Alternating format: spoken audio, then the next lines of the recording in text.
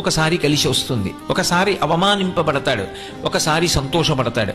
కానీ ఇవేవీ కూడా లక్ష్య పెట్టడు. ఇవన్నీ భగవంతుడికి అర్పణ చేసి తనదైన మార్గంలో తాను వెళ్ళిపోతూ ఉంటాడు.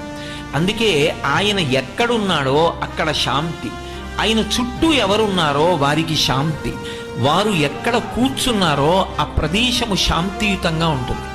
అందుకే సనాతన ధర్మంలో భక్తి యొక్క ప్రధాన ప్రయోజనముగా మీరు అడిగినా అడగకపోయినా భక్తి మార్గంలో వెడుతున్నప్పుడు వచ్చేటటువంటి మొట్టమొదటి లక్షణం ఏది అంటే ప్రశాంతత.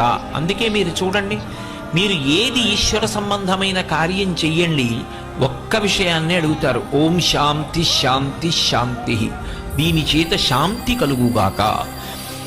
అందుకే త్యాగరాజస్వామి కూడా శాంతము లేక సౌఖ్యము లేదు సారసదళ నయన అంటారు.